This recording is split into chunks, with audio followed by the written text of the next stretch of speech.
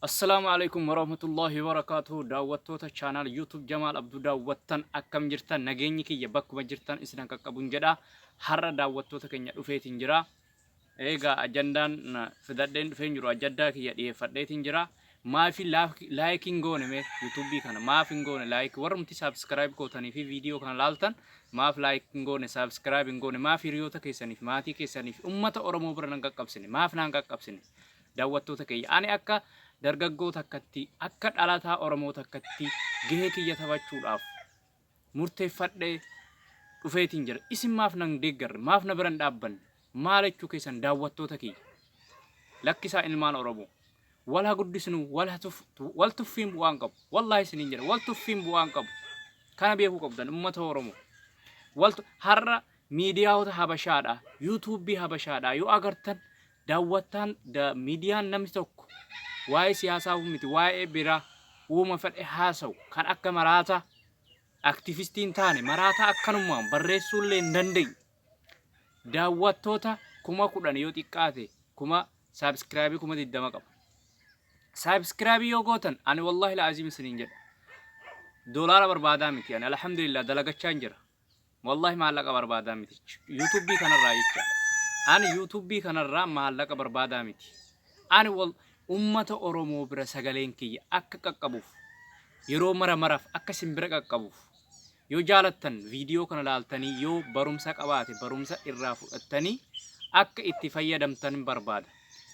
Eegaa gaheen ani barumsa qabu waa'een yaada kiyya akka isiniif sheer gochuudhaan qooda kiyya taphachuuf dhaahif laayikii subscribe godhaa isiniin jedha malee wanta biraa miti doolaarii barbaadaa miti dalagachaa jirrani. Alhamdulillah biyya arabaa keessa dalagachaa jirra alhamdulillah. Kanaafu ani yuutuubiin kunillee akka tasaa guddate bakka maallaqaahu hin barbaadu yoo gohuullee ani ummata oromootiif wabuudhaaf maallaqa kana wallahi riyaala takka malee osoo irraa nyaatiin akka ummata oromootiif yookaan wabuudhaaf qeerroo biyya keessa du'aa jiru ajjeefamaa jiru bineensi nyaachaa jiru qeerroo kanaaf maallaqa yoona isa dalagurraallee kennaan jira ammallee fuuldurattillee inuman kennaa jirra garee biraarratti jecha ammallee ni kennina ummata keenyaaf dadhabee jennee hurduba wanti nu deebisu hin jiru.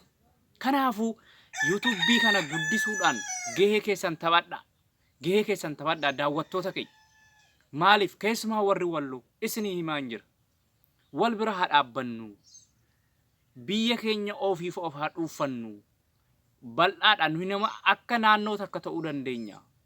Oromoo bal'aa jira oromoo walloo keessatti lafa bal'aa qabna hayyuu yoo dhabne aartii dhaabbataa yoo dhabne aktivistii nuyiif jedhee dhaabbatee nuyiif garaasaa hidhatee mudhiisaa hidhatee biyya keessa taa'e biyya alaa keessatti nuyiif murteessu yookaan nuyiif akka namaatti akka aktivistii tokkotti yoo nama dhabnellee nuti warri biyya ambaa jiru warri biyya keessa jiru garee gurmaa'inaan garee dhaabbatan akkanumaan haasa'u miti Facebook irra ba'anii bu'aan qabu Facebook irra lola yoo baasa sidaamaan waleetaan ummata wallootii gadi yoo xiqqaate malee ummata wallootii ol hin baay'atu waleetaan jettan kun ummanni walloo yoo xiqqaate akka ani beekutti ummata miliyoonota akka niisheenu ummata miliyoonota akka ta'u kanattu mootummaan amaaraa akka fedhe nu ajajaa jira. Mootummaan ummanni oromoollee firri keenya isaan ture sabni keenya isaanillee ofii hayyoonni oromoo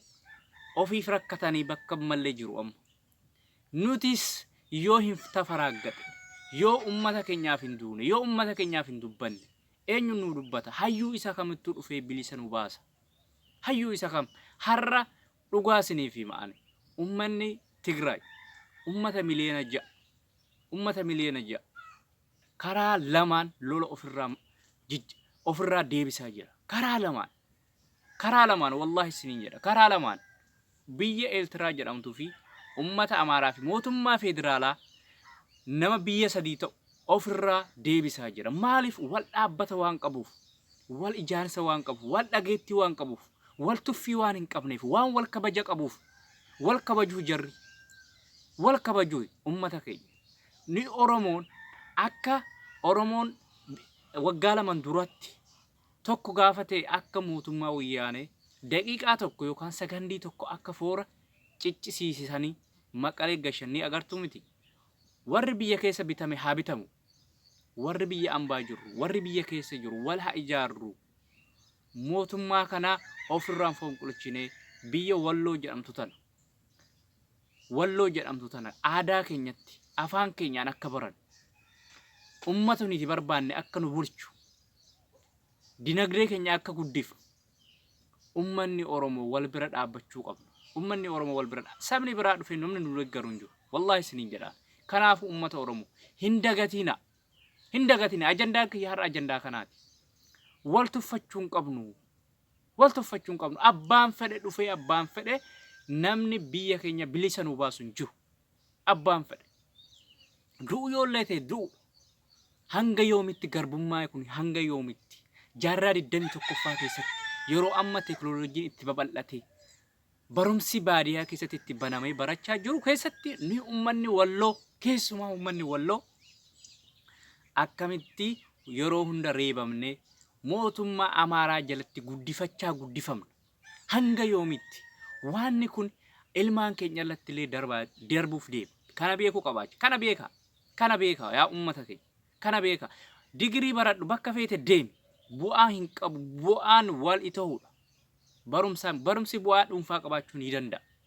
Garuu amma nu yoo barumsa hin baranne osoo hin taane Walloo keessa hayyuun hin jiraanne osoo hin taane hayyuun gara alaa gara ifaatti ba'ee ruhii isaa tana farramee ummata Walloo bilisan baasa jedhee hanga ammaatti gurmaa'inaan nama ba'e hin agarreen hanga ammaatti. Waboo wayya waboon Oromiyaa keessatti argamu. Onog ummata keenyallee isaanillee wayyaa'amu. Nuti rafnee jirra nuti. Meeshaa qabna hayyoo warri Walloo meeshaa qabu. Nuti rafnee jirra. Waan nuti barbaadu jirru hin beeknu. Kanaafuu ummata Oromoo wal haa dhageenyu. Wal haa kabajnu. Kanaafuu ummata Walloo fi sabni Walloodha. Bilisa baasuu qabnaa, du'uu qabna irratti ilmaan keenyaaf biyya nageenya taate. Dhaalsisuun nu irraa eeggama. Abbaan fedhe nu dhufee hin dhaalsisu. Kana beekuu qabdan. Waraanni deemaa jiru kun waraanni amma baay'ee kan na gaddisiisu. Oromoo Walloo keessatti illee kan Tigraay jedhee Abiyyiif deeggaru ni jiru. Sodaatanii haa ta'u. Abiyyi deeggaranii haa ta'u. Abiyyi mootummaa nagaati jedhanii haa ta'u hin beeku san. Wallahi baay'ee na gaddisiise.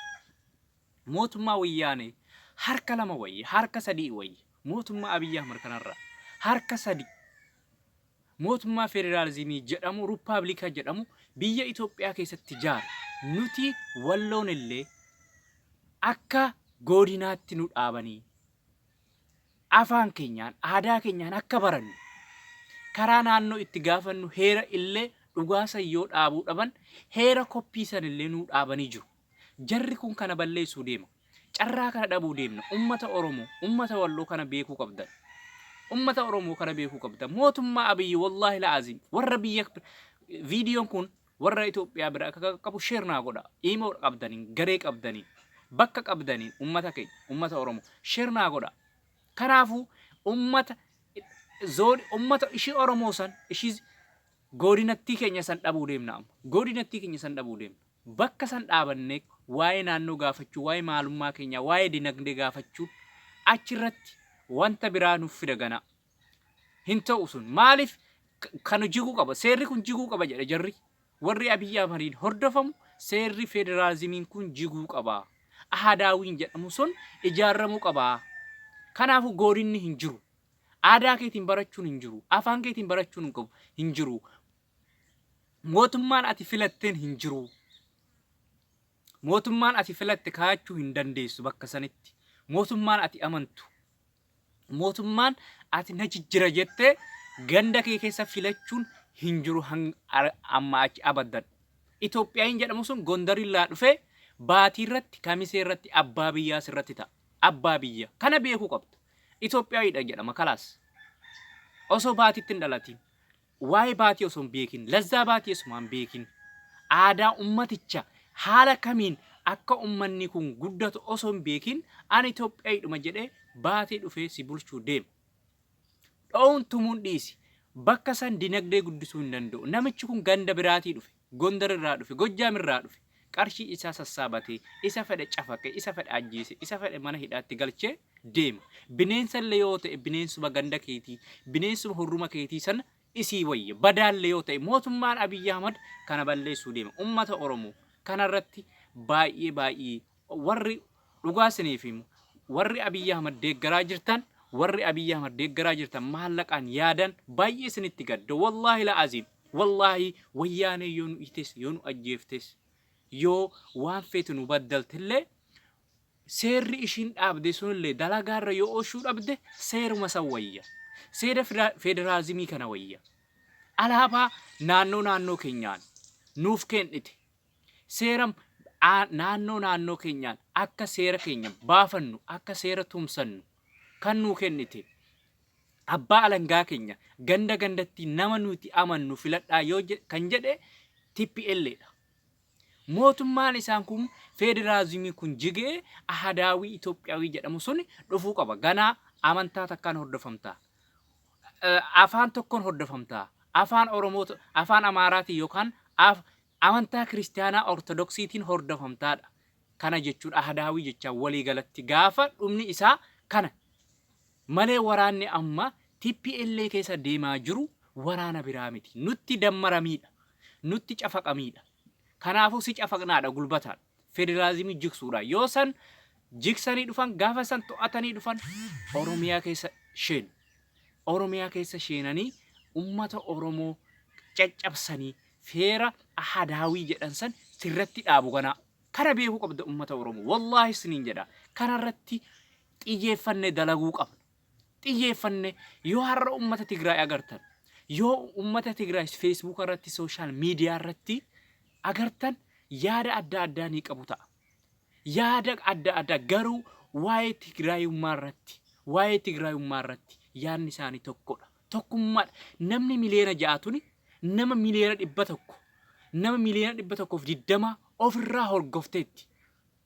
Wallaahi isiniin jedha.